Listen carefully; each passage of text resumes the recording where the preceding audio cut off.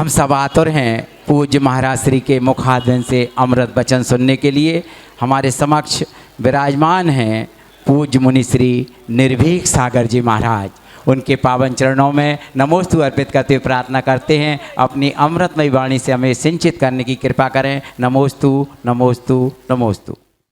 चिंतामणि पार्श्वनाथ भगवान की, वर्तमान शासनायक श्री वीरनाथ भगवान की, परम पूज्य आचार्य भगवंशी विद्यासागर जी महामुनिराज की, परम पूज्य विद्या श्रोमणी आचार्य श्री समय सागर जी महामुनिराज की, परम पूज्य श्रेष्ठ निरापक मुनि श्री योग सागर जी महामुनिराज की, परम पूज्य ज्येष्ठ मुनि श्री निरोग सागर जी, श्री निर्मोह सागर जी, श्री निष्कंप सागर जी, श्री निरामय सागर जी महाराज सहित 2400 सहित 3,9 करोड़ मुनिराजों की, पूज्य मुनि श्री निर्भीक सागर जी महाराज की, मुनि संघ की। आज पावन शुभ अवसर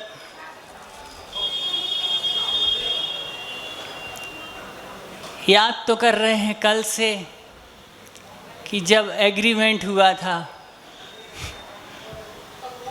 एक दिन पूर्व हुआ था। गुरु भगवान के चरणों में गुरु माता पिता गुरु बंधु सखा तेरे चरणों में स्वामी कोटि कोटि प्रणाम। गुरु ही ब्रह्मा गुरु ही ईश्वर, गुरुदेवो महेश्वरा, गुरु साक्षात परब्रह्म परब्रह्म तस्मै श्री गुरुवे नमः। ऐसे परम आराध्य गुरु भगवान के चरणों में अनंतों अनंतों प्रणाम। गुरु जी की असीम अनुकंपा जिसका प्रतिफल गुरु जी के एक बहुत सुंदर हाय को गुरु जी ने मुझे प्रकट कर दिया, दिया दे दिया। एक जैसे दीपक से उजाला करने के पश्चात पूरे कमरे में उजाला आ जाता है, वैसे ही गुरुदेव ने रत्नत्रय रूपी ऐसा एक संस्कारित करके दीपक हाथ में दिया है, मानो वह दीपक हमें स्वयं और दूसरों का मार्ग प्रशस्त करने का रास्ता दे रहा हो। जैसे एक पंख के माध्यम से पक्षी उड़ नहीं सकता, वैसे ही एक पहिए से कोई गाड़ी चल नहीं सकती। ये बात बिल्कुल सही है। वैसे ही सम्यक चारित्र के बिना सम्यक दर्शन और सम्यक ज्ञान का रथ चल नहीं सकता। गुरुजी हमेशा इन शब्दों को कहा करते थे कि हम उनसे कहते थे, वाह गुरु, गुरुदेव के जो अनमोल वचन थे वो अमृत तुल्य वचन की एक बहुमूल्य निधि दी उन्होंने हमें। एक रत्नात्रय के रूप में एक ऐसा रत्न दिया जो जैनत्व और श्रमणत्व को प्रकाशित कर रहा है, आत्म कल्याण एवं मुक्ति का मार्ग प्रशस्त कर रहा है।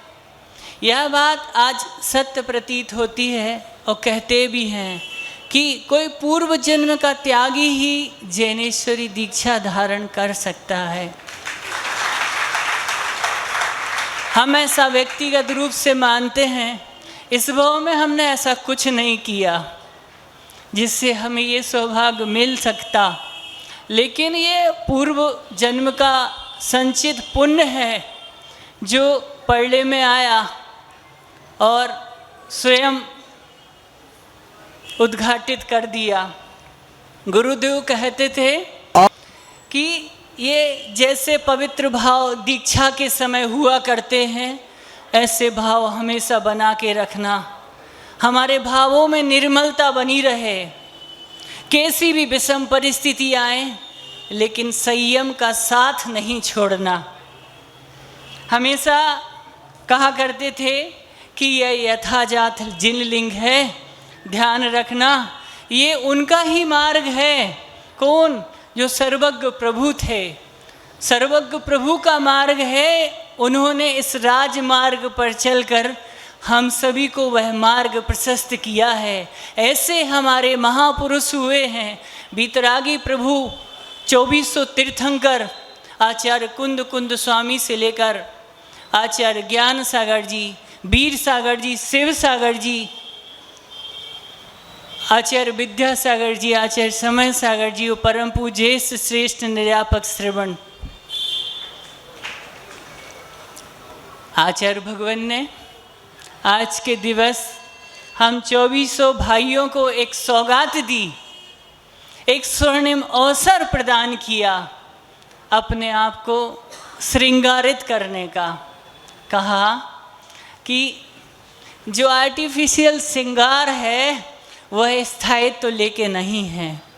उनका उद्देश्य था कुछ ऐसे अपने आप को श्रृंगारित करो जिससे यह जीवन महक जाए। हर समय कहते थे हमेशा यथाजात जिनलिंग का मान रखना, और एक इशारा करते हुए कहते कि दर्पण तोड़ने से पहले इतना जरूर देख लेना, कहीं दर्पण में बना तुम्हारा प्रतिबिंब टूट ना जाए। वह थोड़े में बहुत कुछ कहना चाहते थे, क्योंकि ऐसे महान समता के धारी, महान तप और त्याग के धारी, स्वर विज्ञान, ज्योतिष विज्ञान, निमित्त ज्ञानी व्यक्ति की चाल से समझ जाते थे कि वह व्यक्ति कितना वजनदार है, उसमें कितना साहसिक है। ऐसे महान गुरुदेव को हम याद करते हैं। मनुष्य जीवन कहते थे कि मनुष्य जीवन एक महानदी की तरह है जो अपने बहाव से कई दिशाओं में रास्ते बना लिया करती है। इसलिए ध्यान रहे कि जीवन सुंदर तो बने, लेकिन सुंदरता के साथ साथ महकदार हो, वह सुगंधी ऐसी रहे जो सारे जगत को गुंजायमान कर दे। इसलिए बहुत ज़रूरी है कि कामनाएं समुद्र की तरह अपर्याप्त हैं। पूर्ति का प्रयास करने पर उनमें जो कोलाहल होता है, जैसे समुद्र में हुआ करता है ज्वार भाटे के समय, ऐसे अपने मन को संकुचित करना, नियंत्रित करना, लगाम लगाना। जैसे घोड़े का जो चालक होता है, घुड़सवार होता है, उस लगाम को कैसे कि कहाँ स्पीड लेना है और कहाँ स्लो करना है, वह बहुत अच्छे से बता दिया करते थे। आज मध्यरात्रि के पहर से वो क्रम चल रहा है जब गुरु महाराज के नज़दीक बिठा दिया गया कि केस लॉन्च करना है। एक प्रयास था जीवन में, क्योंकि माँ से कह के निकले थे बस हम कुछ कार्यक्रम देखने जा रहे हैं। हमारा कोई कन्फर्म टिकट नहीं था। हमारे बैठे जी अग्रज मुनिराज कन्फर्म टिकट वाले थे, हम तो तत्काल वाले कोटे से रामटेक पहुँचे और यूं ही सब ज्येष्ठ मुनिराजों से निवेदन किया। ज्येष्ठ मुनिराज ने हमसे बोला आप स्वयं जाके प्रयास करो, इधर सोर्स की आवश्यकता नहीं है, गुरुजी किसी की बात नहीं मानेंगे। हमने सोचा ज़रूर कोशिश तो करना चाहिए, आज अपने आराध्य को आजमा के देखते हैं। अगर हमने ऐसा पूर्व भाव में कुछ पुण्य संचित किया होगा तो वह पुण्य आज हमारे पल्ले में आएगा। शांति बाबा की विशेष अनुकंपा, सर्वज्ञ देव बीतरागी प्रभु बड़े बाबा की विशेष अनुकंपा, आदि ब्रह्मा ऋषभ देव की विशेष अनुकंपा, वो ऐसे सैटेलाइट से भी फास्ट तार जुड़े, हम बेतार थे, उन्होंने तार ऐसे जोड़े जो अनमोल अनोखा बंधन बन गया।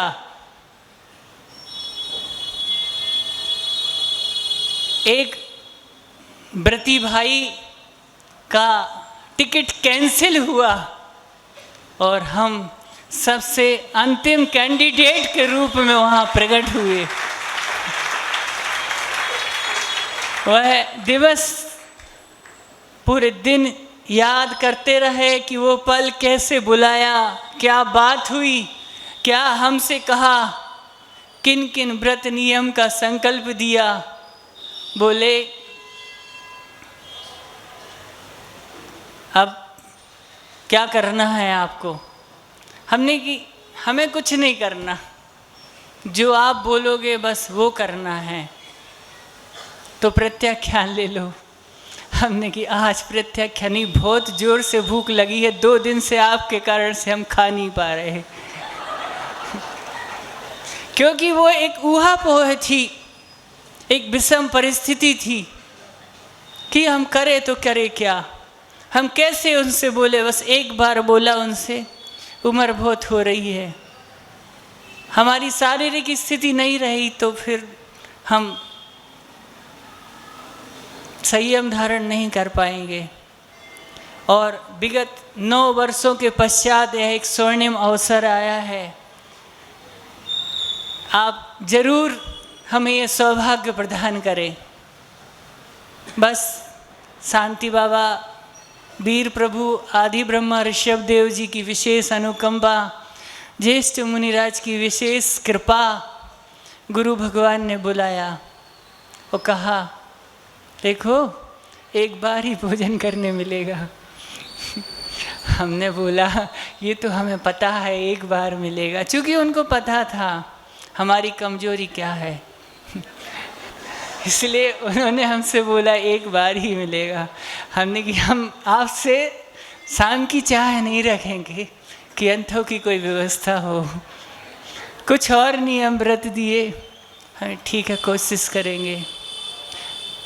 पूरी मध्य रात्रि से वही चीज़ याद आ रही है कि कैसे उन्होंने बोला मुट्ठी बांधते हुए। लगभग 12 बजे से बैठ गए थे वो अपने पाटे पे। हम सब भाइयों के केस लॉन्च प्रारंभ हो गए थे बड़े हाल से रामटेक के। वो सने सने सब कुछ देख रहे थे, हमें बार बार इशारा कर रहे थे, क्योंकि जीवन में कभी एक बाल खींचा नहीं था। हाँ, मुट्ठी बना के इशारा कर रहे थे। जब थोड़ा सा उजाला हुआ, हमारी विपरीत परिस्थितियाँ थीं, बोले याद करो तुम अपने बड़े बाबा को, ध्यान रखना उनकी आन बान शान जाने ना पाए।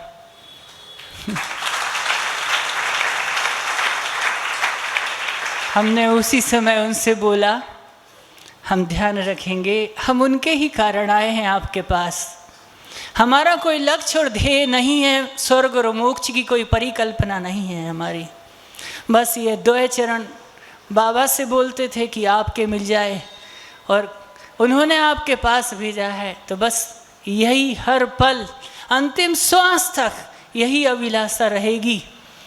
बस 2 चरण मिले, कोई अभिलाषा नहीं है।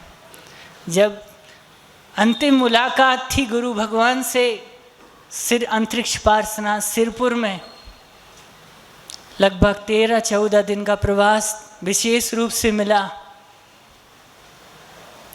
बहुत सारे नियम व्रत संकल्प दिए, शायद इस स्थिति को जान के कि शायद अब पुनः अपन दोनों मिल नहीं पाएंगे।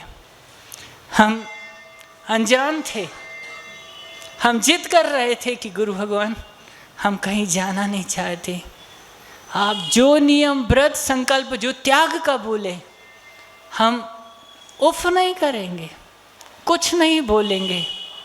आपने बोला हरि हरि भजेंगे, भक्षण नहीं करेंगे। आप बोलोगे अन्य, तो आज से ही जीवन पर्यंत के लिए, लेकिन उफ नहीं करेंगे। मेरे जीवन का कोई दूसरा लक्ष्य नहीं है 2 चरण के अलावा। आज हम उनको बार बार याद करते हैं। बस जैसे उन्होंने कहा सर्वज्ञ देव का, हम ऐसा मानते हैं जीवंत प्रभु की तरह, जब बड़े महाराज जी के साथ हम आहारचर्या में ड्यूटी पे जाते थे तो गेट पे यह सोच के जाते थे कि मैं साक्षात प्रभु के आहार देख रहा हूँ।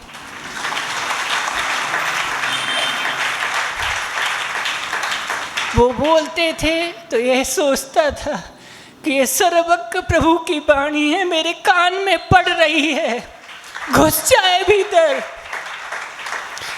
हर समय एक प्रयास रहता था, लेकिन सब कुछ उजड़ गया। ओम शांति।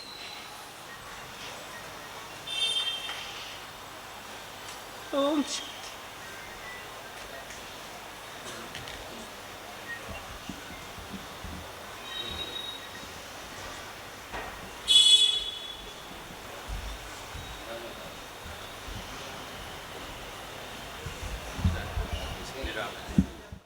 पूज्य निरामय सागर जी हमारे समक्ष विराजमान है, उनके चरणों में नमोस्तु अर्पित करते प्रार्थना करते हैं अपनी चिंतन की धारा हम तक पहुंचाने की कृपा करें। नमोस्तु नमोस्तु नमोस्तु।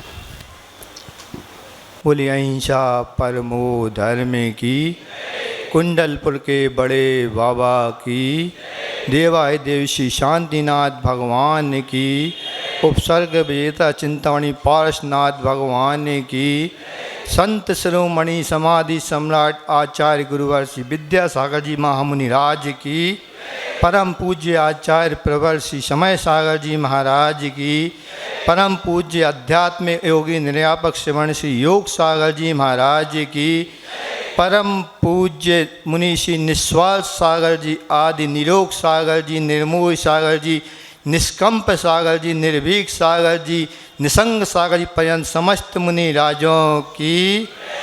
पूज्य निरामय सागर जी महाराज की, मुनि संघ की। उपकार दिवस के रूप में हम सभी ये महोत्सव मनाते हैं।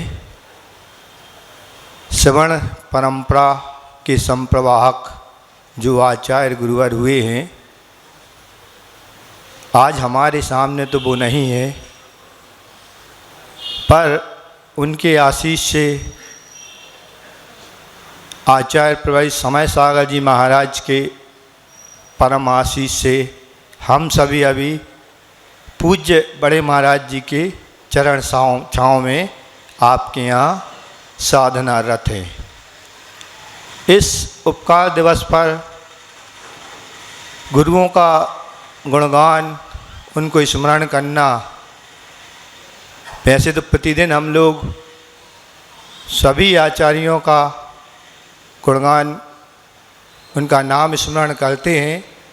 बड़े महाराज जी ने एक बहुत अच्छा दोहा छंद लिखा है, श्री शांति वीर शिव ज्ञान सुविद्या, आचार्य ही परंपराद्या, आचार्य ही प्रवाहमान परंपराद्या। अध्यात्म का अमृत जो हमको सबको पिलाए, धारो इन्हें हृदय में अग को नसाए। प्रतिदिन हम सभी महाराज पूरा संघ इन लाइनों को पढ़कर उन गुरुओं को, उनके उपकारों को सदा याद करते रहते हैं। श्रवण आचार्य कुंद कुंद स्वामी ने प्रवचन सार में लिखा है, परिवज जदुसामन्नम जदि इक्षति दुख परि मोक्षम। हे आत्मन, श्रवण को अंगीकार करो, दुख से यदि मुक्ति तुम्हें इष्ट हो तो। उसी परंपरा का निर्वाह करते हुए परम पूज्य आचार्य गुरु विद्यासागर जी महाराज ने 24 ब्रह्मचारियों को, चेतन कृतियों को, वहाँ जो भगवान शांतिनाथ, कुंतुनाथ, अरनाथ की शरण चरण छाँव में अचेतन 24 के जो पंच कल्याणक महोत्सव हुआ था, उसके उपसंहार के रूप में हम 24 भाइयों को यह चेतन निधि प्रदान की थी।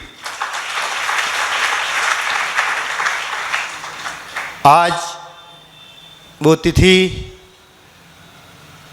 श्रावण शुक्ल चौथ, उस दिन शनिवार था। उस दिन हम लोगों के जितने भी शनिचर लगे हुए थे परिग्रह रूपी, आज पूज्य गुरुदेव के कर स्पर्श से, संस्कारों के माध्यम से सारे शनिचर एक साथ उतर गए थे। जब संस्कार हो रहे थे तो मेघों से भी अमृत वर्षा हो रही थी। जैसा मौसम यहाँ का है, इससे भी ज़्यादा अच्छा मौसम वहाँ का। उस समय बार बार बारिश हो रही थी और रुक रही थी। जब गुरुवर संस्कार हम लोगों के ऊपर कर रहे थे, तब पूज्य मुनिवर क्षमा सागर जी महाराज की वो पंक्तियाँ जो उन्होंने लिखी थीं याद आती हैं। सारे द्वार खोलकर बाहर निकल आया हूँ, सारे द्वार खोलकर बाहर निकल आया हूँ, ये मेरे भीतर प्रवेश का पहला कदम है। सभी द्वार जो मुँह के थे वो खोल करके और अपने अंदर प्रवेश होने का ये पहला कदम था। यही दीक्षा कहलाती है।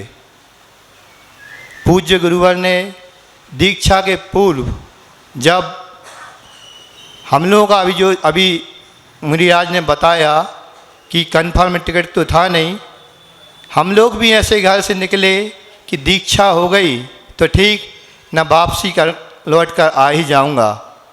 निकले, एक और ब्रह्मचारी भाई साथ में था। रास्ते में एक जगह बस से गए हुए थे। राजमार्ग पड़ता है, ऐसा मार्ग है जो आगे चल के हम लोगों को महाराज मार्ग में बदलने वाला था। वहाँ पर हमारी बस रुकी, पीछे से एक बस और आई। उसमें से जो रिंकू भैया थे आपके रहली के, जो आपके सामने अभी निर्भीक सागर जी बनकर बैठे हैं, वो, और जो अभी वर्तमान में मुनि श्री निर्मत सागर जी है, वो भी उतरे उस बस में से। और कुछ और ब्रह्मचारी भाई साथ में थे। आपस में बातचीत हुई, पूछा आप कैसे? तो हम लोगों ने बताया हम तो भैया जा रहे हैं, उड़ती उड़ती खबर है कि शायद दीक्षा है, होना है। बोले आपको कैसे पता चली? तो ऐसा हुआ कि हमारे यहाँ उस समय आरिकारत अनंतमती माता ईसा संघ का चातुर्मास हो रहा था। उन्होंने इतना वात्सल दिया और उन्हीं के माध्यम से हम लोगों को मालूम चला कि वहाँ पर कुछ ऐसी योजना दीक्षा की बनाई जा रही है। आप लोग भी एक बार जाकर पूज्य गुरुवर को अपनी विनय और श्रीफल चढ़ाकर निवेदन कराएं। हम लोगों ने कहा माता जी 1-2 दिन बाद चले जाएंगे। उन्होंने कहा ठीक, लेकिन अचानक विचार हुआ कि आज ही निकलना है और रात में ही निकल गए। बस रास्ते में ये लोग मिल गए, सभी लोग पहुँचे तो वहाँ भी लाइन लगी थी ब्रह्मचारियों की। देखा तो माहौल तो बना ही था, सब महाराज जी के संग में जाते, महाराज जी क्या दीक्षा होना? सब महाराज जी शांत, चले नहीं यहाँ तो कोई कार्यक्रम ही नहीं है, आचार्य जी ने कुछ बताया भी नहीं। कोई बात नहीं, हमने कहा चलो अपन भी सब श्रीफल चढ़ा रहे हैं, अपन भी एक बार निवेदन कर लेते हैं। आचार्य जी आहार करके आए थे और काफ़ी भीड़ थी, तो हम भी चले गए श्रीफल चढ़ाने। तो अंदर घुस गए, मैं तो सीधे आचार्य जी पर बोल दिया मैंने एक सांस में कि आचार्य जी इतने वर्ष हो गए हैं और अब मुनि दीक्षा लेना चाहते हैं। तो आचार्य जी अंदर कैसे घुसे? अभी बाहर हो यहाँ से। सीधा उनने बोल दिया क्योंकि भीड़ बहुत थी। मैं भी श्रीफल चढ़ाकर नमोस्तु कर वहाँ से आ गया। एक दिन पूरा निकल गया। पूज्य मुनि श्री प्रसाद सागर जी जहाँ हम लोग ब्रह्मचारी लोग रुके हुए थे वहाँ आए। बोले देखो दीक्षा तो होना है, कब होना है ये ज्ञात नहीं, लेकिन जिसको दीक्षा लेना है वो अपनी अपनी पीछी पहले से बना लें। अब उनने कहा, हम लोग शुरू हो गए। यहाँ के नगर गौरव प्रदीप भैया भी साथ में थे। वो तो एक्सपर्ट थे पिछी बनाने में। बस उन लोगों ने पकड़ लिया, बोले चलो। हमने कहा चलो। पिछी बनाना शुरू हुई और कम से कम 30-35 पिछी हम लोगों ने बना ली थी, क्योंकि आचार्य श्री पहले से बताते नहीं कितनी दीक्षा देना है, कितने को फाइनल करना है। कुछ नहीं, एक दिन ऐसे ही निकल गया। दूसरा दिन भी निकलने को था, आहारचर्या हुई, सभी महाराज सामायिक में बैठ गए। हम लोग भी एक मंदिर में जाकर भगवान के सामने सामायिक करने लगे। सामायिक हुई नहीं, 1:10 पर एक व्यक्ति आया और मुझसे कहता है आपको पूज्य मुनि श्री योग सागर जी महाराज शीघ्र ही बुला रहे हैं। मैं तुरंत ही गया, तो जो छोटा कमरा रहता है एक, वहाँ पे बड़े महाराज जी बैठे हुए थे। उन्होंने कहा कि तुम शीघ्र ही जाओ और ऊपर आचार्य श्री गए हैं शंका के लिए, वहाँ अपना निवेदन कर दो। पूज्य मुनि श्री प्रसाद सागर जी वहाँ पर थे, वो हमें वहाँ पर ले गए। ऊपर पहुँचे तो आचार्य श्री वहाँ कायेश्वर मुद्रा में खड़े हुए थे। मुनि श्री संभव सागर जी, मुनि श्री आनंद सागर जी महाराज थे। उन लोगों ने कहा महाराज जी आचार्य श्री ये ब्रह्मचारी है, बंडा का है, और परिचय दिया।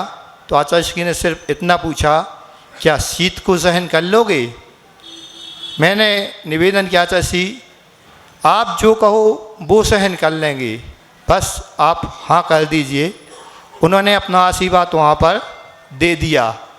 मैंने उनको साष्टांग वहाँ नमस्कार किया और जैसे ही उठने को हुआ और आचार्य श्री वहाँ पर जाने के लिए हुए, तो जैसे मैं उठा और उनका हाथ घूमा तो जो हाथ में उनकी कमंडल था उसकी तली मेरी आँख के ऊपर यहाँ बहुत जम से लगी और बहुत खट्ट की आवाज़ आई। तो मुनि श्री प्रसाद सागर बोलते आज सही तुम्हें आशीर्वाद मिला है। सभी महाराज अपने अपने स्थान पर चले गए।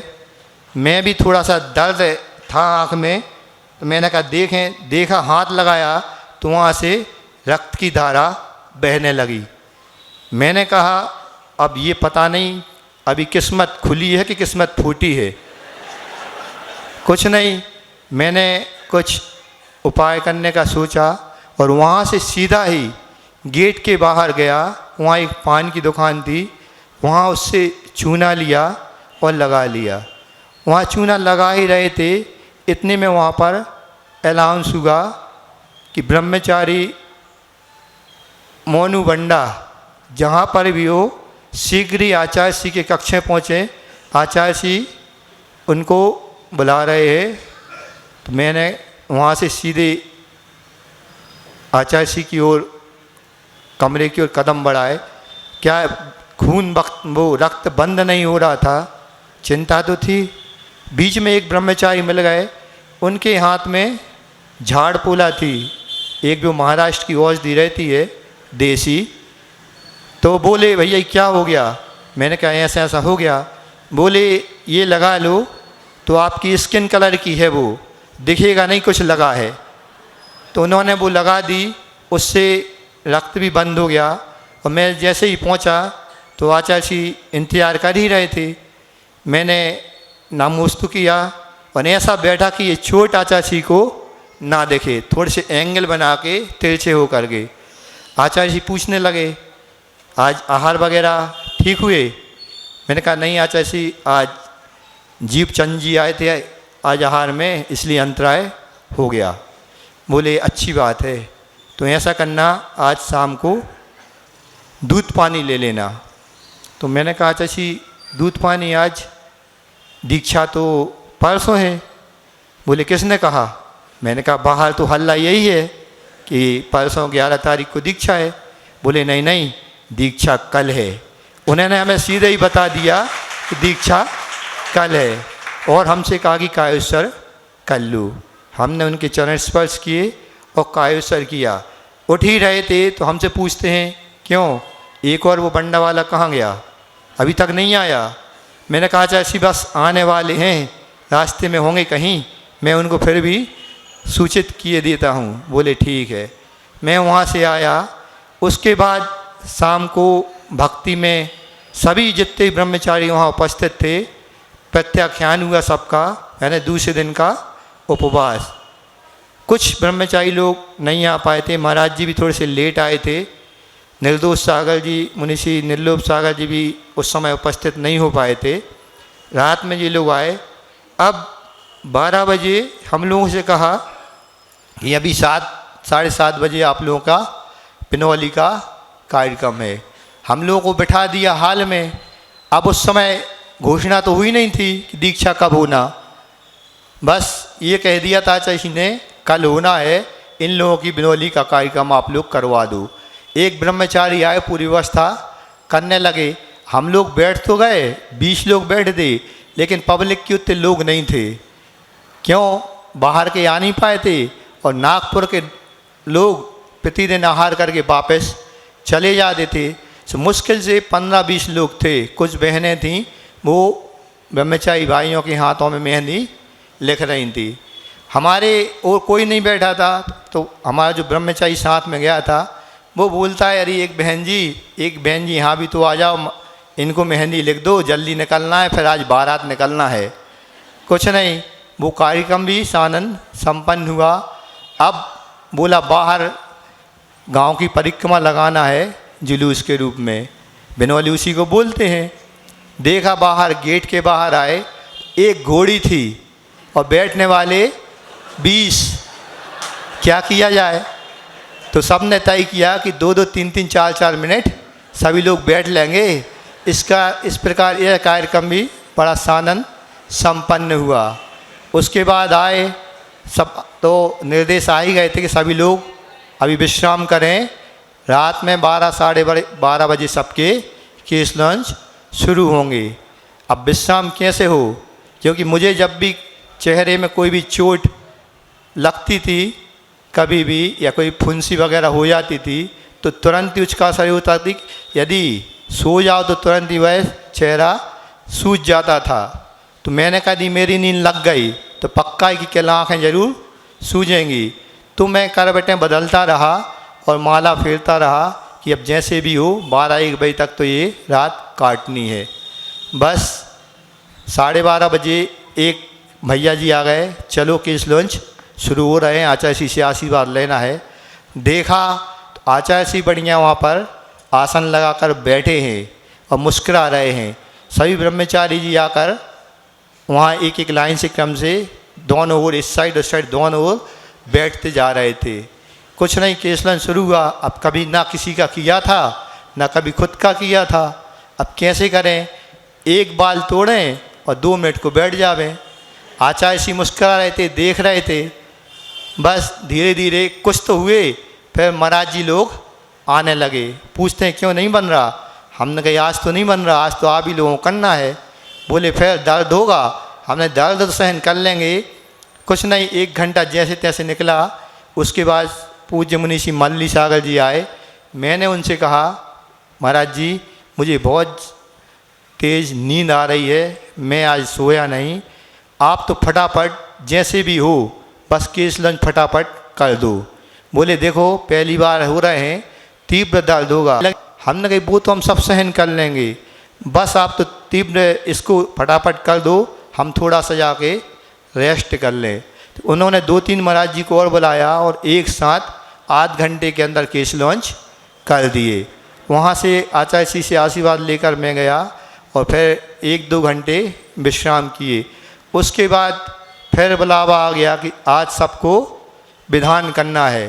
कौन सा विधान करना? तो बोले भगवान शांतिनाथ के सामने विधान कर लो। हम उनका ठीक है। सभी लोग गए नहा धो करके, वस्त्र पहन करके, और शांतिनाथ भगवान के सामने शांति विधान कर लिया। वहाँ से पीछे से विनय भैया जी आ गए। बोले क्यों, यहाँ क्यों कर रहे? हमने कहा खबर आई थी शांति विधान करना है। बोले भैया आज 24 में जाके और याग मंडल विधान आप लोगों को करना है। वहाँ 1 घंटे विधान किया और फटाफट गए, क्योंकि 9:30 बजे आहारचर्या के लिए भी आज लास्ट अंतिम दिन था, सबको प्रधान करना था। ऊपर 24 में जाकर पुनः एक बार याग मंडल विधान सभी ब्रह्मचारियों ने किया। उसके बाद तुरंत ही आए आचार्य श्री की पूजन की और सभी जो पूज्य मुनि श्री उस निस्सीम सागर जी के ग्रस्त परिवार का वहाँ पे चौका उस समय लग रहा था, उसी में सभी ब्रह्मचारी खड़े हो गए और पूज्य गुरुवर ने भी असीम कृपा हम लोगों पर की। उस दिन अंतिम आहार हम लोगों को देने का, प्रदान करने का सौभाग्य प्राप्त हुआ। इस प्रकार यह पूरी दीक्षा की क्रियाकलाप 1:30 बजे पुनः जो ड्रेस की वहाँ व्यवस्था की गई थी उसको पहनकर वहाँ पर हम लोगों को फिर नंबर भी मिला, अपने अपने क्रम से सभी बैठते गए और पूरे संस्कार आचार्य जी ने एक एक ब्रह्मचारी पर एक एक के हाथ रखकर जो भी संस्कार विधि होती है उसके माध्यम से सभी को संस्कारित किए और ऐसे संस्कार प्रदान किए। हम लोग तो अनगढ़ पत्थर थे, कैसे थे, कुछ भी नहीं जानते थे, ना पहले से प्रतिमाधारी थे, ना घर छोड़ के रखा था ऐसा। लेकिन आचार्य जी ने जब भी हम लोगों ने ब्रह्मचर्य बतलिया था तो जब भी जाते थे आचार्य जी ज्ञान को इतना महत्व नहीं देते थे। हम लोगों ने कहा चाहिए स्वाध्याय, बोले स्वाध्याय नहीं, अपने चारित्र को बढ़ाओ। छोटी छोटी साधना हम लोगों को वो घर पर रहकर करना बताते थे, इसलिए डायरेक्ट हम लोगों की मुनि दीक्षा हो गई। उसके बाद वो जो दीक्षा हुई, जो हम लोग अनगढ़ पत्थर थे उन्होंने ऐसा तरासा, वो तो एक जौहरी थे, सब कुछ जानते थे, ऐसा तरासा और हम लोगों को रत्न बना दिया। रत्न निधि हम लोग को प्रदान कर दी और ऐसा रत्न बनाया कि जो क्या बोलते उसको, जो पहले व्यापारी होते थे ना तो बंजी करने जाते थे या व्यापार विदेश में व्यापार करने जाते थे तो क्या करते थे, एक पट्टी आती है वो बांध लेते थे, उसको कौन सा रत्न बोलते थे, लाल, लाल बोलते थे। काय का लाल बोलते थे, गुदड़ी, गुदड़ी बोलते थे उसको। गुदड़ी मान के वो जाते थे और वो गुदड़ी में जो रत्न रहते थे वो विशेष वक्त जब अति ज़रूरत पड़ती थी तभी उसको निकालते थे।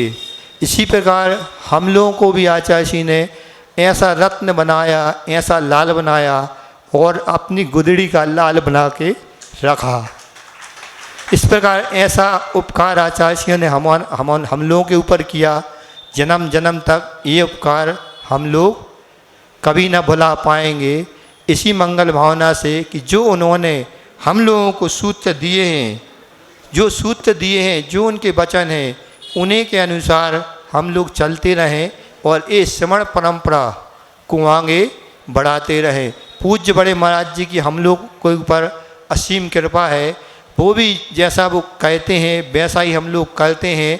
बिल्कुल वात्सल जैसा आचार्य श्री हम लोग को वात्सल देते हैं, प्रति पल प्रति समय वैसा ही वात्सल हम लोगों को वो देते रहते हैं।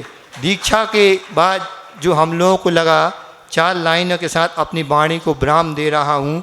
मोह को त्यागे हुए पंछी बहुत खुश थे। जैसे ही हम लोग की दीक्षा हुई, संस्कार हुए और पहला कदम जब गुरुजी के चरण कमरे उस चरण छाँव में पड़ा तो लगा मोह को त्यागे हुए पंछी बहुत खुश थे, रात भर जागे हुए पंछी बहुत खुश थे। यूं किसी कोने में कोई डर भी था, लेकिन डर भी लगता था कि पहली बार दीक्षा ली है, आगे कैसे करेंगे, क्या करेंगे। अब पहले तो कभी ली नहीं थी, ऐसा ज्ञान तो था नहीं। मुनि बनना क्या है, तलवार की धार पे चलना होता है, एक असीधारा व्रत कहलाता है। तो क्या है, यूं किसी कोने में कोई डर भी था, लेकिन नीड़ से भागे हुए पंछी बहुत खुश थे।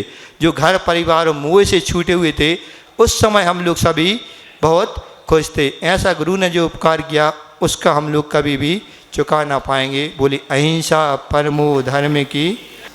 समक्ष बैठे हैं दमोह के ऐसे महाराज जो कि इनकम टैक्स के बहुत बड़े वकील थे। 1501 रनिंग फाइलें उनकी पूरे रनिंग में थी। ऐसे महाराज श्री ने सारे मोह को छोड़कर निर्मोह सागर बन गए। उनके चरणों में नमोस्तु अर्पित करते हुए प्रार्थना करते हैं, अपनी चिंतन की धारा से हमें उपकृत करने की कृपा करें। नमोस्तु नमोस्तु। जय बोलो देवादिदेवी खज्जराट श्री कुंडलपुर के बड़े बाबा की। मूल नायक श्री चिंतामणि पार्श्वनाथ भगवान की। वर्तमान शासन नायक श्री महावीर भगवान की। परम पूज्य संत श्रोमणी आचार्य गुरुवर श्री विद्यासागर जी महामुनिराज की। आचार्य परमेष्टि श्री समय सागर जी महामुनिराज की। ज्येष्ठ श्रेष्ठ निर्यापक श्रमण श्री योग सागर जी महामुनिराज की। हमारी 24 के मूल नायक श्री निस्वार्थ सागर जी महामुनिराज की। मंचासीन श्री निरोग सागर जी, निरामय सागर जी, निर्भीक सागर जी को लेकर के 3 कम 9 करोड़ मुनिराजों की। पूज्य निर्भय सागर जी महाराज की, मुनि संघ की। बंधुओं, आज आप सभी लोग दीक्षा दिवस मना रहे हैं, है ना? मना रहे कि नहीं, है ना? तो सबकी ये भावना नहीं होती कि हमारा भी मनाया जाए। आज का दिन तो यही कह रहा है कि हम लोग तो अपना मना ही रहे हैं। कम से कम हम लोगों को देखकर आप भी अपना मनाओ तो बहुत अच्छा है। तो बात 2 लाइनों से शुरू करते हैं। किसी ने बहुत अच्छा कहा है कि मंजिल मिलेगी भटक कर ही सही। मंजिल मिलेगी भटक कर ही सही। गुमराह तो वो हैं जो घर से बाहर ही ना निकले। गुमराह तो वो हैं जो घर से बाहर ही ना निकले।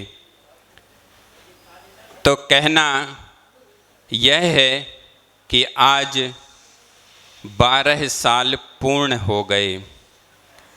एक एक पल कैसे निकल गया और 12 साल कैसे निकल गए कुछ पता ही नहीं चला।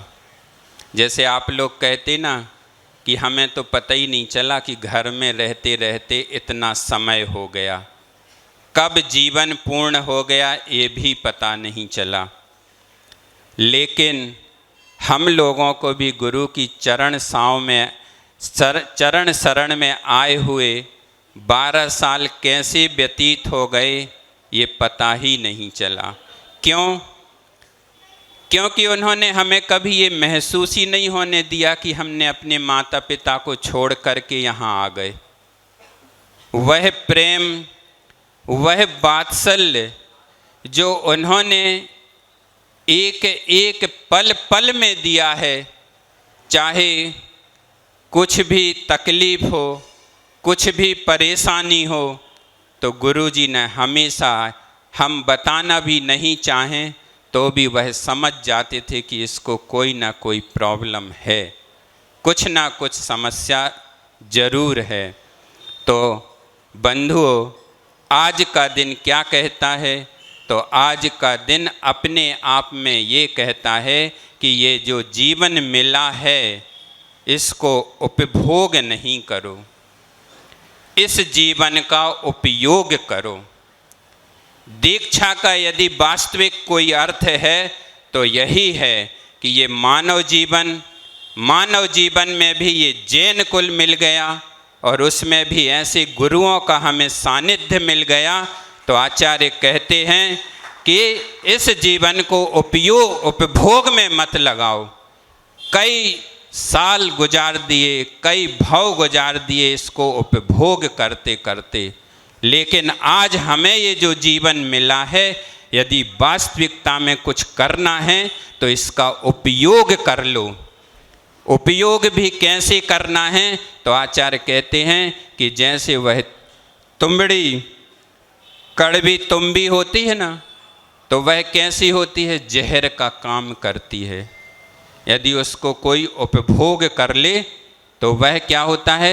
जहर का काम करती है और यदि उसका उपयोग कर लिया जाए तो इस जीवन से पार लगा देती है। पार कैसे लगा देती है कि यदि आप उसकी सहारे से नदी में तैर जाओ तो आपको इस पार से उस पार तक पहुंचाने में वह काम कर जाती है, और यदि उसका उपभोग कर लिया तो वह क्या करती है, जहर का काम कर देती। देखो कितना अंतर है। वही तुमड़ी है, एक हमें कहाँ पहुंचा रही है, भव से पार करा रही है, और एक कहाँ ले जा रही है, संसार में ला रही, जहर का काम कर रही है। तो बंधुओं, इस दीक्षा महोत्सव में आज हमें भी अपने अंदर यही भावना और यही भाव रखने हैं कि उस तुमड़ी की तरह इस जीवन का उपभोग नहीं, हम अपने जीवन का उपयोग, एक एक पल इस जीवन का ऐसा उपयोग करें कि हम भी जैसे गुरु जी ने अपने जीवन को सार्थक कर लिया। गुरु जी हमारे जीवन में क्या थे? गुरु जी तो वह थे जो वर्तमान में भले ही वो हमारे गुरु जी थे, लेकिन हम तो उनको ये कहते कि वह तो हमारे लिए एक तीर्थंकर के समतुल्य थे, जो वर्तमान में हमने तीर्थंकरों को कभी नहीं देखा, लेकिन जो गुरु जी को देखा है, जो उनके अंदर जो विद्यमान था, तीर्थंकरों का जीवन पूर्व भाव कैसा होता होगा, वह हमने अपने गुरु जी के अंदर देखा है। तो ऐसे हम सभी, हम तो हैं ही पुण्यवान, लेकिन इसके साथ साथ आप सभी लोग भी इतने पुण्यवान हैं कि ऐसे गुरु का सानिध्य हमें मिला। गुरु जी भले ही हमारे बीच में नहीं हों, लेकिन गुरु जी की प्रतिमूर्तियाँ दो हमारे बीच में जरूर विद्यमान हैं। एक तो आपके सामने बैठी हुई है और एक जबलपुर में बैठी हुई है। इसी से संबंधित जब हमें भी दीक्षा के लिए बुलाया गया था तो एक छोटा सा प्रसंग सुना देते हैं कि मैं तो कुछ दिन पहले ही रामटेक से वापस लौटा था, करीब 4-5 दिन ही हुए होंगे, और आने के बाद जब वहाँ पर पहुँचा तो कुछ महाराज जी लोगों ने कुछ काम वाम बताया था कि ये काम करके भेज देना, लेकिन 4 या 5 दिन की बात होगी और रामटेक से किसका फ़ोन आता है?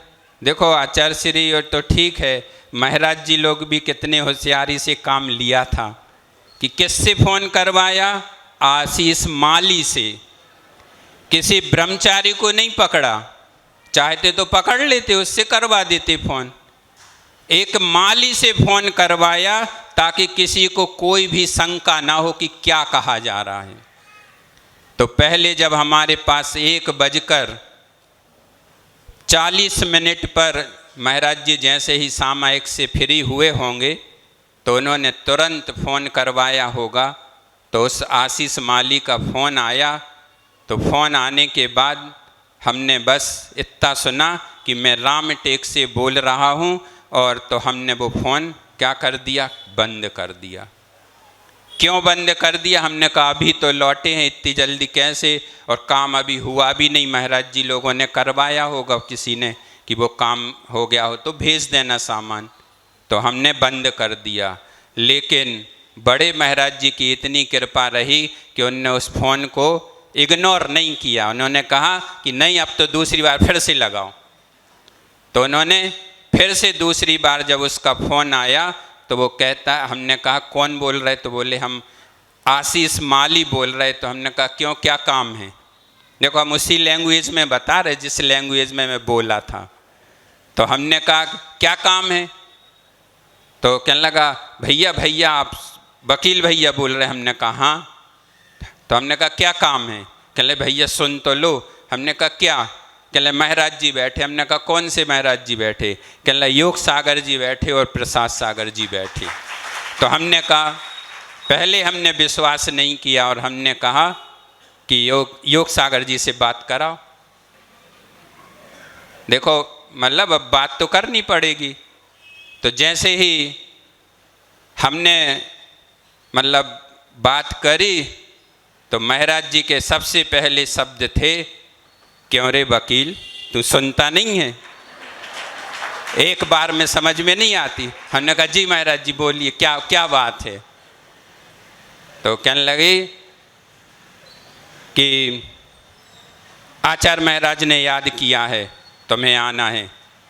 तो हमने कहा आचार्य श्री जी महाराज जी कब आना है? तो कहने लगे कि गुरुवार तक आ जाना। उस दिन शायद मंगलवार था या बुधवार था, कुछ भी था। तो बड़े महाराज जी बोले कि गुरुवार तक आ जाना। तो हमने थोड़ा विकल्प तो हुआ, लेकिन विकल्प कहाँ शांत हो गया जब महाराज जी ने ये बोला कि देखो एक बात और सुन लो, निवृत्त होके आना। बस यहाँ पर अपना विकल्प, और मैं स्टेटमेंट जब बना रहा था तो वह पेन हमारे हाथ में था। तो जैसे जज नहीं करते, अपना ऑर्डर लिखा और वहीं के वहीं निप को तोड़ दिया। तो ऐसे ही हमने वो स्टेटमेंट आधा था, इसके साक्षी भी हम बता दे रहे कौन है, यदि आप लोगों को विश्वास ना हो। अभी बता रहे, उनका नाम भी बता रहे, यहीं बैठे आपके सामने। तो वहीं के वहीं पर निप तोड़ दी। तो उनके सामने ही हमने अपनी निब को तोड़ दिया। तो वो भैया बोले क्या हो गया? हमने कहा कुछ नहीं, बस आज के बाद ये सब कुछ ख़त्म हो गया। अब अपन को पेन चलाने की कोई भी ज़रूरत नहीं है। कहने लगे क्यों? हमने कहा बस अब बुलावा आ गया, जो हम चाह रहे थे। हमारे मन में बहुत दिन से चाह थी कि जब तक गुरुजी नहीं बुलाएंगे, जब तक हम गुरुजी के पास नहीं जाएंगे। और वो पुण्य का उदय ये सब किसकी कृपा से हुआ? तो बड़े बाबा की कृपा से हुआ। और उनके ही असीम कृपा थी कि हम आज, और जब एक छोटा सा और सुना दे रहे कि जब हम घर से विदा होके निकलने लगे तो हमारे उधर पे सिंघई मंदिर है। तो सिंघई मंदिर के सामने, जिसको गुरुजी बहुत अच्छा शुभ मुहूर्त मानते हैं, तो एक गाय ऐसी आके बीच में खड़ी हो गई। कब की बात है? 3:30 पौने 4 बजे की बात। आकर के एक बछड़े को दूध पिलाने लगी। और पुण्य का उदय ये था कि वहीं पास में एक मुसलमान पुलिस वाला खड़ा था। तो वह जैसे ही हम श्रीफल लेकर के जा रहे थे तो उस मुसलमान पुलिस वाले के मुख से क्या निकलता है? वह कहता है कि आज ये जो भैया जिस काम के लिए जा रहा है उसमें 100% इसको सफलता मिलने वाली है। अब ये कभी घर वापस नहीं आएगा। उसके उस मुसलमान भाई के ऐसे शब्द थे। अब सोचो, उसने भी उसको कितना शुभ मुहूर्त माना, और शुभ मुहूर्त मानने के बाद उसके मुख से अचानक अनायास ही ये शब्द निकल गए। तो जो शब्द निकलते हैं वो शब्द बड़े कैसे होते हैं? शोभनीय और अच्छे होते हैं। और अच्छे काम के लिए ही हम आ रहे थे। देखो, घर में बाकी सब चीज़ें तो चलती रहती हैं, क्योंकि घर वाले तो क्या है, मोह के कारण कोई भी किसी को छोड़ना कभी नहीं चाहता। कौन चाहता बताओ? अभी आप लोगों से कह दें कि अपने लड़के को हमारे पास भेज दिया करो और यहीं रहेगा हमारे पास, तो पता चली दूसरे दिन तो ठीक है, शाम से ही आना बंद हो गया। ऐसा ही होता? नहीं होता। सबको ये लगने लगता कि हमारा लड़का भी ना चला जाए। तो ऐसा नहीं है, ये तो अच्छा काम है। तो ऐसी कुछ स्मृतियाँ हैं। और बस हम लोग जब विदाई हुई, विदा होने के बाद जब पहुँचे तो वहाँ पर तो जो अभी आप लोगों को महाराज श्री ने, आप लोगों को दोनों महाराज जियों ने सुनाया, तो बस वैसी वैसी घटनाएं हम लोगों के साथ भी घटित हुई। और बस जो अभी निर्भीक सागर जी ने जो बात प्रत्याख्यान वाली बताई, तो आचार्य श्री ने भी हमसे कहा कि प्रत्याख्यान कर लो। अब अपन जानते हो प्रत्याख्यान क्या होता, तो हाउ बोले। जब जानते ही नहीं थे तो हमने कहा आचार्य श्री से बोला ये प्रत्याख्यान क्या होता है? तो कहने लगे कल का उपवास करना है, 4 प्रकार के आहार का त्याग। तो हमने कहा हमें नहीं करना, हमें तो भूख लगी। तो हमने कहा, तो आचार्य श्री कहने लगे कि भूख लगी? हमने कहा हाँ आचार्य श्री जी भूख लगी, अब इसके बाद तो अंथऊ कभी मिलनी ही नहीं है, इसीलिए आज और कर लें, दोपहर के बाद तो करना ही नहीं है ना। तो इसीलिए फिर आचार्य श्री ने कहा सब जाओ, जिसको जो कुछ खाना पीना हो खाओ पियो और खा पी करके आ जाओ। तो अपन तो गए भैया, अच्छे से खा पी के आए कि अब अंथऊ का टेंशन ख़त्म है ना। तो जैसी दीक्षा मिलने वाली थी तो दीक्षा मिल गई और गुरुजी का उपकार इतना रहा, बस गुरुजी का वही हाई को याद करता रहता हूँ कि मैं गुरु कृपा से मैं बांसुरी बना, मैं तो ठेठ बांस था, अपन कोई काम के तो थे नहीं, लेकिन फिर भी गुरुजी की पारखी दृष्टि इतनी तेज थी कि उन्होंने कहीं भी पड़े हुए थे उस बांस के टुकड़े को उठा लिया, उस मुट्ठे को उठा लिया और उठा करके उसको बांसुरी बना करके आज आपके सामने बिठाल दिया। और उतना करने के बाद भी लेकिन कभी भी बड़े महाराज की कृपा हमारे ऊपर इतनी रही, उनका वात्सल्य हमें हमेशा, कोई भी दीक्षा के बाद कोई भी तकलीफ़ होती थी तो मैं सीधा बड़े महाराज के पास ही जाता था। तो बड़े महाराज जी कहते थे मैं क्या बोलूं, गुरुजी को बताने जाओ।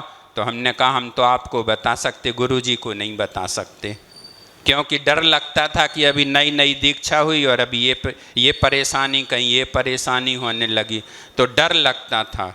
एक बार की बात है, एक छोटा सा प्रसंग कि जब 5-6 दिन करीब हुए होंगे तो हम लोग मतलब अब कभी ऐसे कपड़े अपड़े निकाल के और वैसे, और बरसात का मौसम था तो 1-2 बार जंगल अंगल गए तो गीले भी हो गए, तो शीत बैठ गया। अब सर्दी इतनी तेज हो गई तो एक बार गुरुजी जब आहार चर्या के लिए निकल रहे थे तो हम लोग सब नमोस्तु करते ही थे, तो नमोस्तु कर रहे थे तो अब हमारी आवाज़ उनको बहुत स्लो सुनाई दी।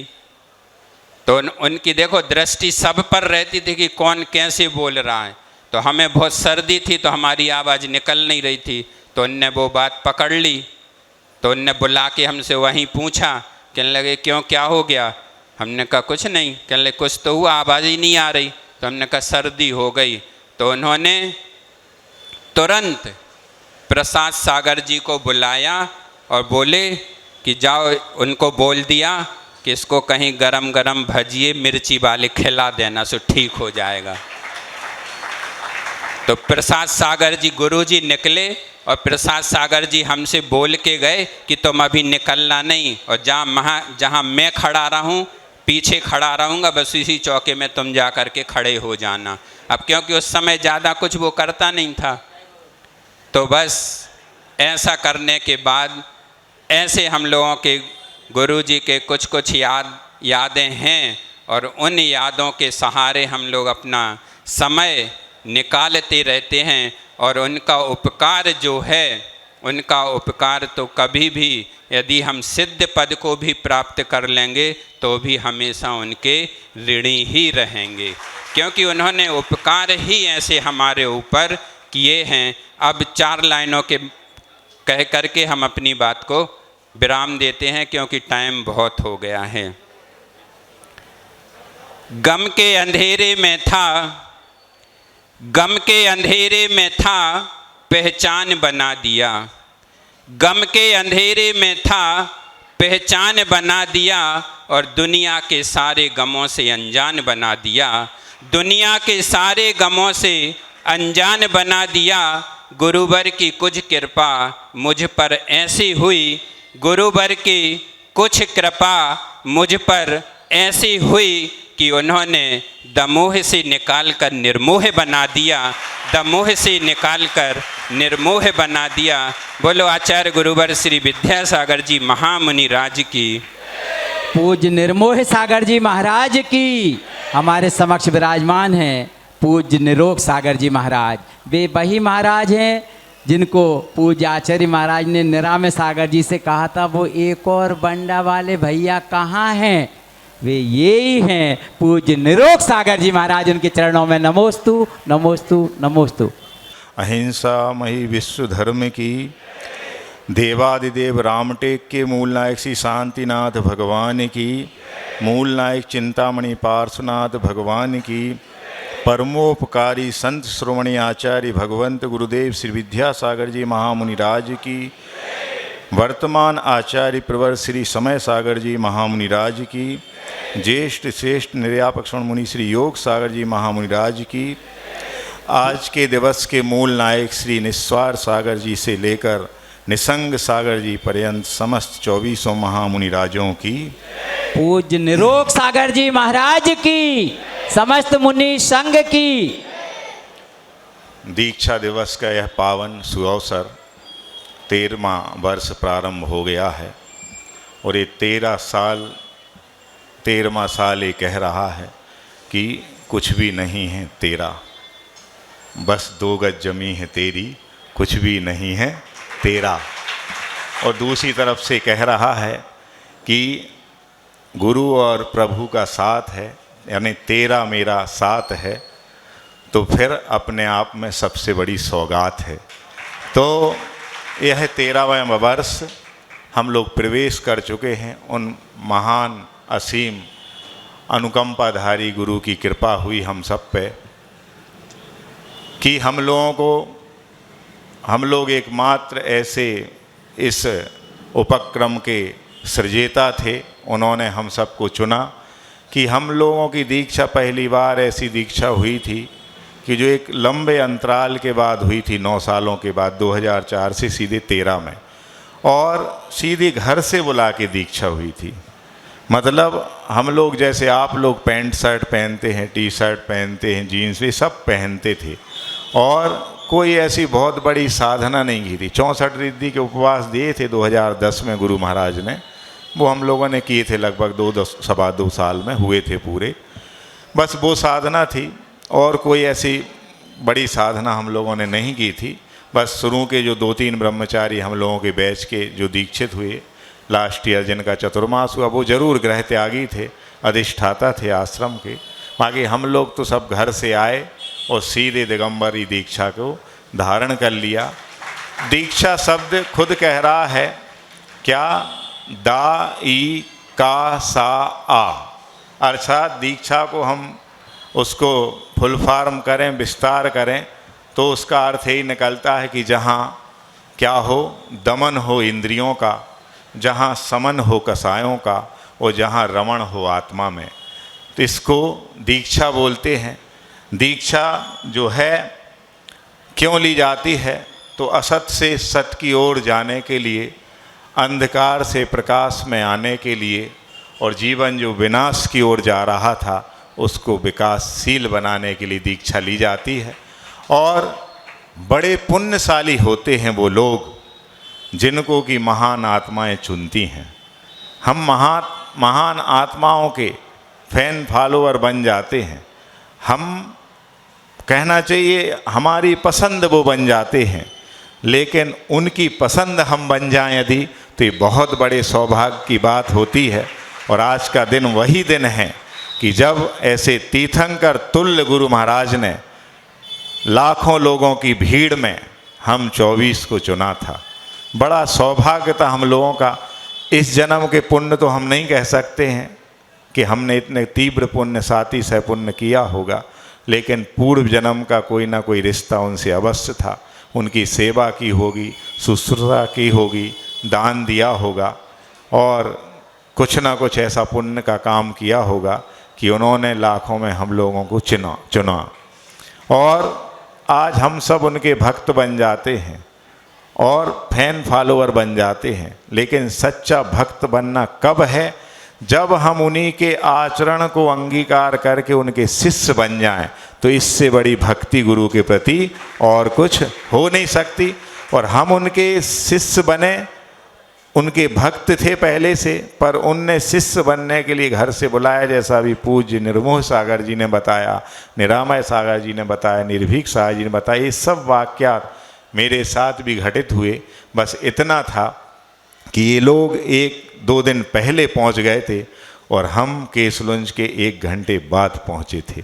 जब केसलुंज स्टार्ट हो गया उसके बाद हम पहुंचे थे। कारण यही था कि खबर पूज्य ज्येष्ठ महाराज के द्वारा हमें 3 दिन पहले आ चुकी थी, तो उन्होंने बोला था कल ही आ जाओ सब काम निपटा के। मैंने कहा इतनी जल्दी हमारे काम नहीं निपट सकते, फैलारी बहुत थी, खूब लिया था तो देना था सबका वापस। तो जाके हमने उनको बोला कम से कम 2 दिन लगेंगे, तो उन्होंने कहा ठीक है 2 दिन में आ जाओ। 7 तारीख की बात थी, तो 9 तक पहुंचना था मुझे, पर मैं 9 को भी नहीं पहुंचा, 9 की रात में पहुंचा। और तब जब पूज्य महाराज जी से आचार्य महाराज ने पहुंचा कि वो कहाँ हैं, पूछा कि दूसरा कहाँ है, तब हमें फ़ोन किया, तो हमने कहा अब निकल रहा हूँ। 1:45 बजे मैं बंडा से निकला था।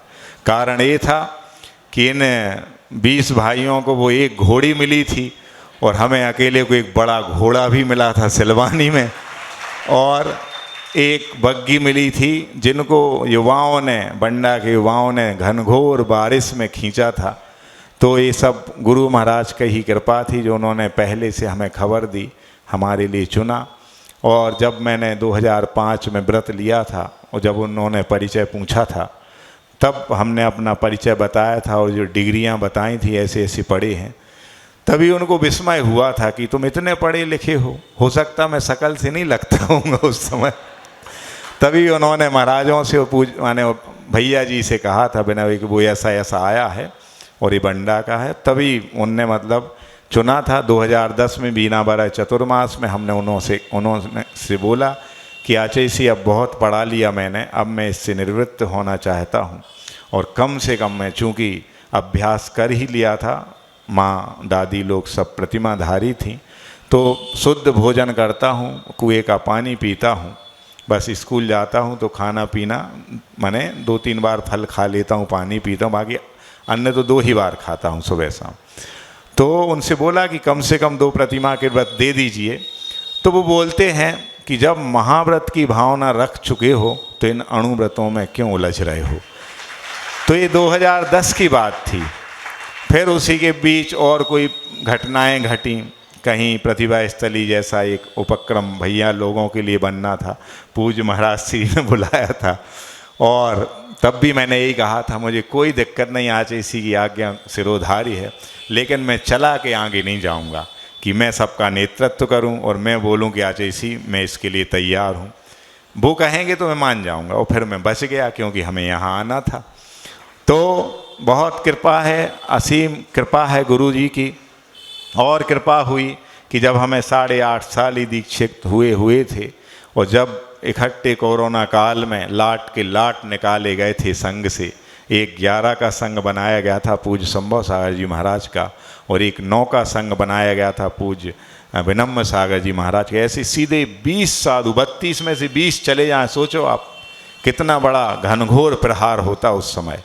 लेकिन गुरु तो बैरागी होते हैं, वो जानते कि जिस प्रकार से राग को जीता मैंने ऐसे आपको भी जीतना है।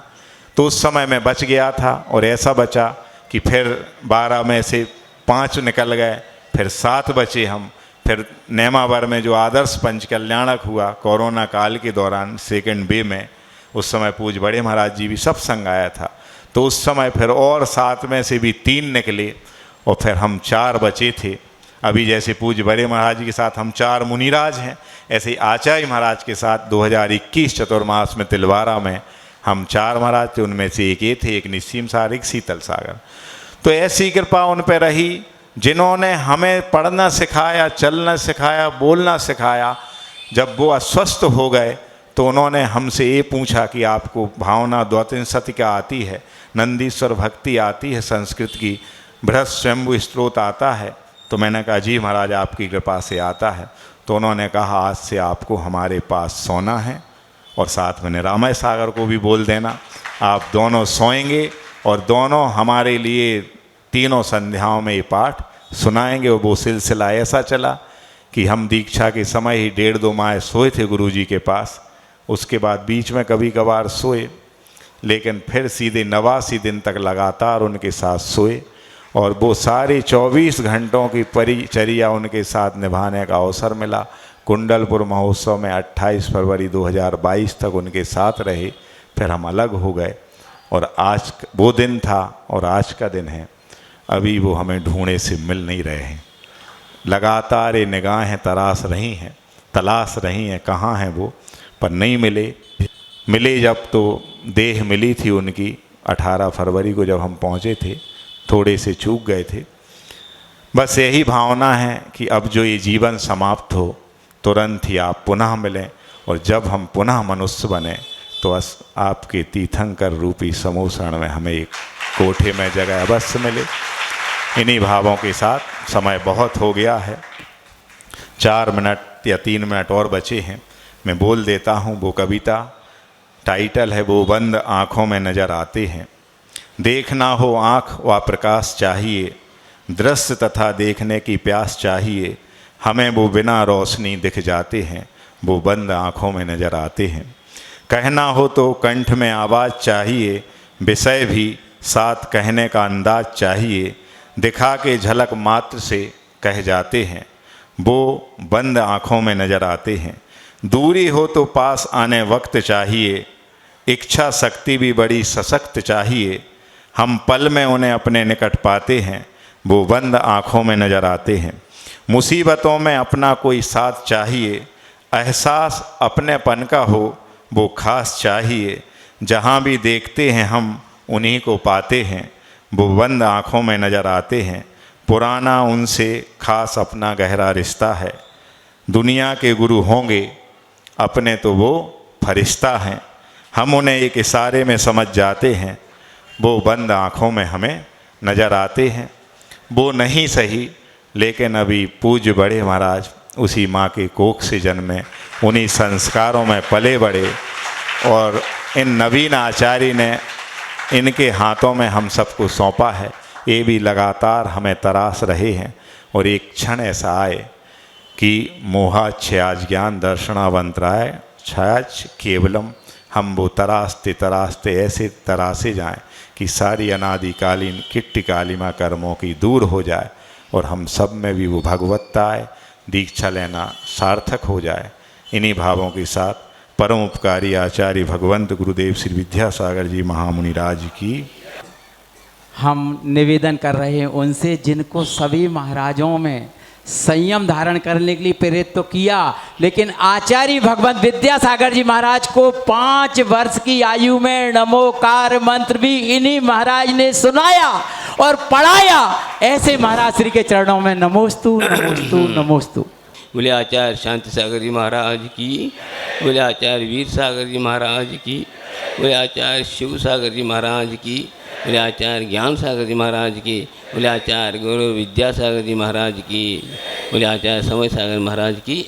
पूज्य ज्येष्ठ और श्रेष्ठ प्रथम निर्यापक पूज्य मुनि श्री योग सागर जी महाराज की। बहुत समय हो गया, जयकारा बहुत हो गया, बहुत कुछ आप लोगों ने सुन लिया। मुझे वो बात, वह दृश्य सामने आ रहा है। आज से 50 साल पूर्व की बात कर रहा हूँ, जो कि आचार्य के पास कोई नहीं था।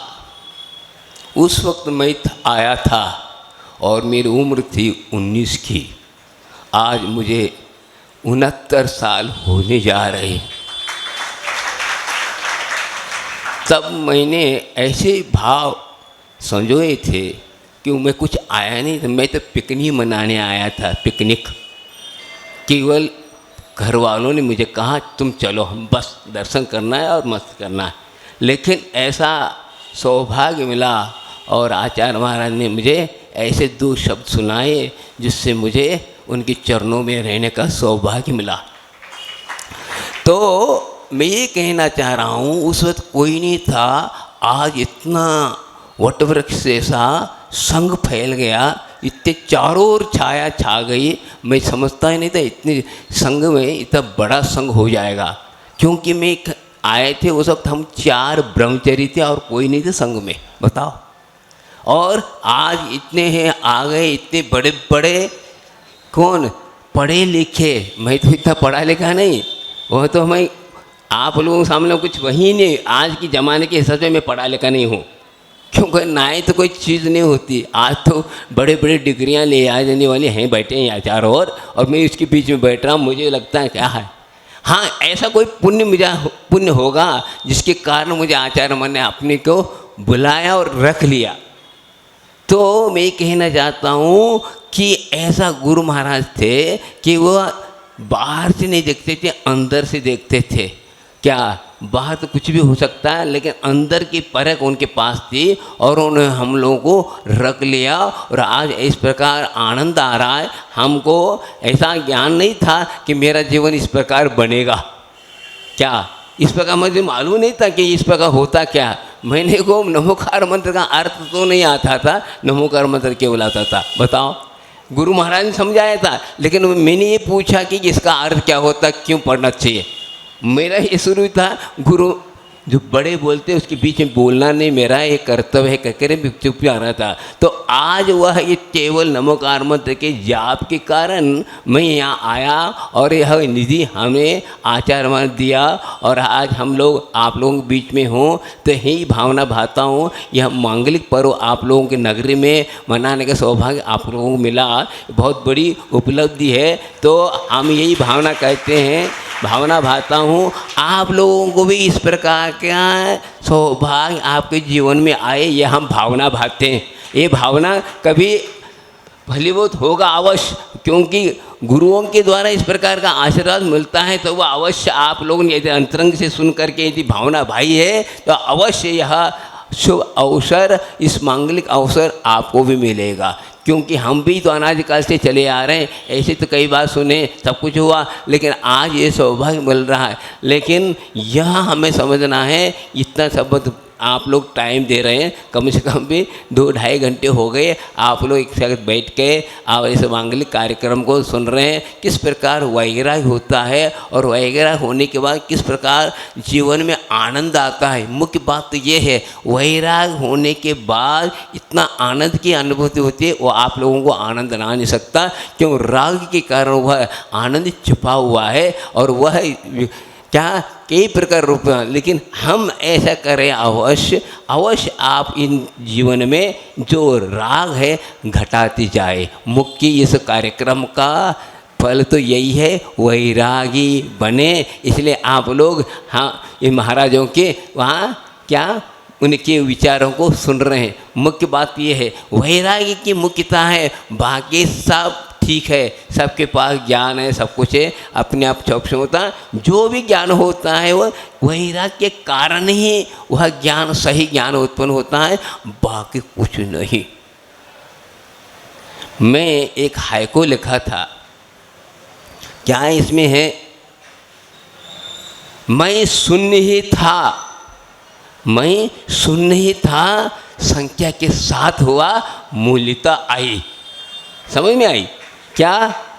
मैं शून्य था और शून्य की कीमत कुछ होती नहीं, संख्या के साथ जुड़ जाए तो क्या हो जाता है, अपने आप शून्य की भी मूल्यता आती। इसी प्रकार मैं अर्थात मैं गुरु क्या है, संख्या है, और मैं शून्य था, संख्या के साथ जुड़ गया तो संख्या की शून्य की मूल्यता आए। तो आप मत सोचे हम क्या करें क्या नहीं, गुरुओं के प्रति आप समर्पित हो जाए और मनोवचन काय पर ऐसे समर्पित हो जाए, सब आपको उपलब्ध होगा। अपने आप ऐसी शक्ति दे देंगे जो आप इस मोक्ष मार्ग में चलने के लिए हिम्मत आ जाएगी। कि आप संदेह छोड़िए, क्योंकि जब तक हम प्रयास पुरुषार्थ नहीं करेंगे तब तक वह अंदर की जागृति आ नहीं सकती। आप लोग जीवित हो, आप लोग भी इतना बड़ा कार्यक्रम करते, ज़िंदगी भर आप व्यापार कर रहे हो, क्या व्यापार में क्या प्रतिदिन आपको लाभ होता रहता है, नुकसान भी होता रहता है, सब कुछ होता रहा है, लेकिन उन सबको आप संभालते हुए और अपने कदम बढ़ाते हुए चलते। इसी प्रकार यहाँ पर भी है, आपको अवश्य यह शक्ति आएगी। बस गुरुओं के प्रति आप समर्पित हो जाएं, देव गुरु शांत के प्रति समर्पित हो जाएं, सब जीवों में ऐसी शक्ति आ जाएगी। जो बड़े बड़े तीर्थंकर बने वो भी ऐसे ही थे, हमारे लोग जैसे ही थे और भी थे, संसार में थे, अनेक प्रकार की गतियों में भ्रमण कर रहे थे, लेकिन ऐसा धीरे धीरे ऐसा अवसर मिलता गया तो वे आज आराध्य बन गए। इसी प्रकार हम लोगों के पास भी वही शक्ति है जो बड़े बड़े महापुरुष बने, वो शक्ति को हमें जागृत करना है। इस कार्यक्रम का मनाने का तात्पर्य यही है कि हम अपने जीवन में कुछ न कुछ त्याग को अपनाएं। त्याग के बिना यह जीवन सुख शांतिमय बन नहीं सकता। क्या यही बात कहे आचार्य महाराज को एक व्यक्ति ने सुनाया, पूछा, वो बात कह रहा हूँ 1977 की बात कह रहा हूँ, कुंडलपुर की बात है। हाँ, आचार्य महाराज सुबह सुबह हम लोगों को क्या कातंत्र रूपमाला संस्कृत व्याकरण पढ़ाते थे, और 2-3 थे, हम ज़्यादा कोई नहीं थे। हम कौन, मैं समय सगा नेम सागर जी, और कोई तीसरा कोई चौथा नहीं था। और बस छोटा सा छुल्लक, कई लोग कहते छुल्लक आचार्य छुल्लकों के आचार्य थे, छुल्लक आचार्य करें, लेकिन उस तरफ ध्यान नहीं देते थे। आचार्य महाराज की इतनी निरीवता थी। कुंडलपुर में एक छोटा सा इतना कमरा था, उसी में बैठ के प्रवचन करते थे। कभी उन्होंने कभी नहीं कहा कि मैं हजारों लाखों व्यक्ति के बीच प्रवचन को, कभी कहा ही नहीं, उन्हें कह ही नहीं सकते थे। हमारा करते हम करें, इस तरफ ध्यान नहीं देना। जो भव्यात्मा सुनना चाहता है उसको सुना रहा हूँ, सुनाना इसलिए सुना रहा हूँ उनका कल्याण हो, बात के हम अपने प्रदर्शन नहीं करना है। तो उन्होंने पढ़ा रहे थे उस वक्त, एक पंडित जी आए कटनी के, आप लोग परिचित भी होंगे, वो आज नहीं हैं। आचार्य के सानिध्य उन्होंने समाधि प्राप्त किया 1995 में। 95 में मैं भी था, कुंडलपुर में बात है। वे कटनी के जगनमोहन शास्त्री, तो वे वंदना करते करते आए और आचार्य के पास आए और उन्होंने अर्घ चढ़ाया और बैठ गए। पर क्या मन में आया क्या बता, और पूछ बैठे, आचार्य से बताओ आपको वैराग्य कैसा हुआ पढ़ाई के बीच में। और आचार्य ने में उत्तर दिया, क्या दिया, बहुत सुंदर उत्तर दिया। क्या ये कहा, भगवान से राग होगा इसलिए मुझे वैराग्य हो गया। बताओ क्या कहा, भगवान से राग हो गया इसलिए मुझे वैराग होगा। किससे, घर से। लेकिन आप लोगों को कैसा वैराग है, भगवान से राग है नहीं, राग घर से राग है इसलिए भगवान से वैराग है, बात उल्टा है। तो इतने कहने के बाद भी पंडित जी को समझ में नहीं आए। आचार्य उन्होंने कहा, आचार्य महाराज मुझे आपको देखकर मुझे शर्म आती है, क्योंकि मेरी उम्र तो 77 साल की है और 30 साल से भी छोटे लगते हो, नाती से भी छोटे लग रहे हैं, फिर भी आपको ऐसा कौन सी समस्या या ऐसी कौन सी घटना घटी जो आप घर छोड़ के चल दिए, हमें समझ में नहीं आता। क्योंकि मेरा कार्य क्या है, न दुकान करता हूँ कुछ करता हूँ, केवल सुबह उठते शाम तक शास्त्र को पढ़ना, पढ़ाना, सुनना और सुनाने में ज़िंदगी चली गई। फिर भी 2 शब्द में अपने ज़िंदगी में अपने हृदयंगम नहीं कर पाया। लेकिन आपको ऐसा कौन सी घटना घटी, आप जंगल के राह ले, ये हमें समझ में नहीं आता। इतनी बड़ी लंबी बात कही तो आचार्य ने क्या कहा, पुनः उन्होंने उल्टी कहा, देखो आप लोगों के मुखड़ों को देख करके मुझे वैराग्य हुआ। क्यों, यदि संसार में सुख होता कि रोते हुए मुखड़े क्यों दिखाई देते, यह नौबत मुझ पर ना आए से मुझे वैराग्य हुआ। बताओ क्या लिखा है, ऐसा कोई शास्त्र में लिखा है? ये कैसे भाव है, या अंतरंग के भाव है, बताने की जरूरत नहीं, शब्दों में मत अटको, अपने आप भाव आ जाते। तब समझ में आया कि इनको अंतरंग की कोई घटना नहीं घटी, वह अंदर का ऐसा पुण्य था, उस पुण्य के उदय में ऐसा घटना घटी और हम चल रहे हैं। इस वक्त ये नहीं देखना चाहिए कि मेरी उम्र क्या, फलाना क्या। अरे अनादिकाल से चला रहा हूँ मैं, अनादि का आसामी हूँ, तो कौन छोटा कौन बड़ा। किसी ने एक लड़के से कहा, क्या कहा, अरे इतनी छोटी उम्र में क्या धर्म कर रहे हो। उस लड़के ने बोला, इतने बड़े होने के बाद पाप क्यों करते हो, बताओ। इस पर कोई ध्यान नहीं देता। बात क्या छोटा बड़ा क्यों करते हो? इतना बड़ा आप स्वाध्याय कर रहे हैं, सब कुछ कर रहे हैं, ये पर्याय की ओर दृष्टिपात क्यों करते हो? द्रव्य की ओर दृष्टिपात करो ना। द्रव्य कब का है? अनादि अनंतकालीन है, और अभी यह संसार में अटका हुआ पर्याय बुद्धि अटकी है, और मैं क्या मानते चल रहे, ये इसलिए करो। जब अंतरंग में भेद विज्ञान जग जाता है तो सब क्या हो जाता? शांत हो जाता। फिर कोई बड़ा है छोटा फलाना को क्या कहे मतलब नहीं, चल देता है। पर्याय विधि समाप्त, द्रव्य दृष्टि आ जाती है तो अपने आप निर्ग्रंथ अवस्था अपने आप सामने आ जाती है। लेकिन अब हम बातें केवल शब्दों में कर रहे हैं, इसलिए आ नहीं रहा। तो हम अंतरंग से करें तो आपकी शक्ति जागृत हो सकती है। समय आपका पूरा हो गया, 11 बज गए हैं, और आगे भी हमारा कार्य है। और आपके यहाँ हैं तो अभी 3 महीने हमें रहना है, 15 दिन मिट के, और आगे भी करना है। तो कहने का तात्पर्य है यह कार्यक्रम ऐसे ऐसे और भी होते रहेंगे। तो हम इस कार्यक्रमों से, इन प्रसंगों से, इन महोत्सवों से आप लोगों को सौभाग्य, हर साल आपके यहाँ चतुर्मास हो रहे हैं, लेकिन चतुर्मास तो हो रहे हैं, लेकिन हाँ उसमें से चतुर्मास भाव ले रहे, लेकिन इतना आप पुण्यार्जन और करिए जिससे हम भी संघ में शामिल हो सके। ये भावना भाएं, और इसी भावना के साथ अब यह कार्यक्रम आज का समाप्त अर्थात ये करते हैं, यहाँ पर रोक देते हैं। कार्यक्रम तो और होते रहेंगे, लेकिन आप लगन के साथ, भाव भक्ति के साथ आप इन चीज़ों को, प्रसंगों को समझते रहेंगे तो अवश्य आपको भी ये संस्कृति हो जाएंगे, तो अवश्य आपका भी आत्मा पावन बने। यही भावना के साथ बोले आचार्य गुरु विद्यासागर जी महाराज की बोधि समाधि परिणाम शुद्धि स्वात्म लब्धि शिव शोक सिद्धि चिंतामणि चिंतित वसुदाने त्वामंद मानस मास